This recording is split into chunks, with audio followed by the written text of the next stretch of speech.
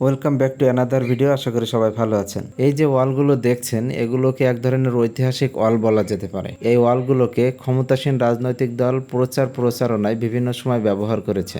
যখন বিএনপি সরকার ক্ষমতায় ছিল তখন হয়তো এটা ছাত্রদল ব্যবহার করেছিল, আর পরবর্তীতে যখন আওয়ামী লীগ সরকার ক্ষমতায় আসে তখন এটিকে ছাত্রলীগ ব্যবহার করেছে। তবে আজকের এই ওয়ালটিকে ব্যবহারের সাথে আগের ব্যবহারের মধ্যে অনেক পার্থক্য রয়েছে, কারণ এর আগে এই ওয়ালগুলোতে শুধুমাত্র রাজনৈতিক প্রচারণার জন্য লেখা হয়েছে। কখনো এই ওয়ালটিতে তারুণ্যের কোনো গান বা যৌবনের কোনো গান লেখা হয়নি। এই প্রথম বৈষম্য বিরোধী ছাত্র আন্দোলনের ছাত্রছাত্রীদের হাতেই এই ওয়ালগুলোতে তারুণ্যের গান লেখা হয়েছে। ছোটবেলা থেকে আমরা বিভিন্ন লেখকের লেখাই, বিশেষ করে কাজী নজরুল ইসলামের লেখায় আমরা এই তারুণ্যের গান অথবা যৌবনের গান শুনে এসেছি। তবে তারুণ্যের শক্তিকে এবং যৌবনের শক্তিকে সর্বপ্রথম এই কোটা আন্দোলনের মাধ্যমে উপলব্ধি করলাম। আমি বিশেষ কোনো রাজনৈতিক দলের হয়ে কথা বলতে চাই না। আমি চাই দেশটাকে সবাই যেভাবে এখন সাজিয়ে গুছিয়ে তোলায় ব্যস্ত, ঠিক এমনটিই যেন সারা জীবন থাকে। আমার প্রাণের শহর যশোরের প্রতি নবীনদের এই ভালোবাসা যেন সারা জীবন থাকে। এটাই হচ্ছে আমার চাওয়া পাওয়া। অন্যান্য জেলার তুলনায় আমার যশোর জেলার ছেলেমেয়েরা কিন্তু কোনো অংশে পিছিয়ে নাই। কোটা আন্দোলনের বেশ কিছু ভিডিও আমার এই চ্যানেলে আপলোড করা হয়েছে, কিন্তু কোথাও আমি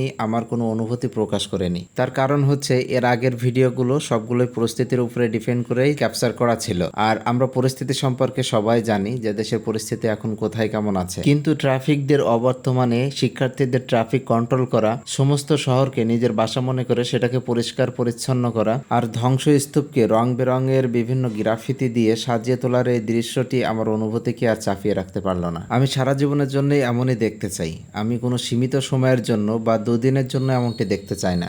দৃশ্যগুলোর বেশিরভাগই কোটা আন্দোলনের শহীদদের স্মৃতি বিজড়িত। কিছু কিছু দৃশ্যে ফ্রিডম বা স্বাধীনতা সহ যশোরের ঐতিহ্যকে ধরে রাখা হয়েছে। এখন আঁকা হচ্ছে মোমিন গার্লস স্কুলের ওয়ালে। প্রথম পর্বে যেগুলো আঁকা হয়েছিল সেগুলোর অসম্পূর্ণ অংশগুলো আজকে সম্পূর্ণ করা হচ্ছে। অফিস থেকে বাসায় ফেরার পথে আমি এগুলো দেখেই গতকালকে একটু দাঁড়িয়েছিলাম, দাঁড়িয়েই প্রথম পর্বের ভিডিওগুলো করেছিলাম। অসম্পূর্ণ থাকায় আজকে আসার সময় যখন দেখলাম এগুলো আঁকা হচ্ছে, তখন বাকি অংশটা আর মিস করতে পারলাম না। গতকালকে মোমিন গার্লসে প্রথম আঁকা হয়েছিল এবং আজকে মোমিন গার্লসের সাথে যশোর জেলা স্কুলের ওয়ালগুলোতেও আজকে আঁকা হচ্ছে। তবে গতকালকের তুলনায় আজকে ছাত্রছাত্রীর সংখ্যা একটু বেশি ছিল। আমি জানি না এই রং তুলির খরচগুলো কে যোগাচ্ছে, কিন্তু এটুকু আমি শিওর যে এই শিক্ষার্থীগুলো কোনো রকম কোনো পারিশ্রমিক ছাড়াই নিজেদের উদ্যোগে নিজের শহরকে ভালোবেসে খেয়ে না খেয়ে এই কাজগুলো করছে।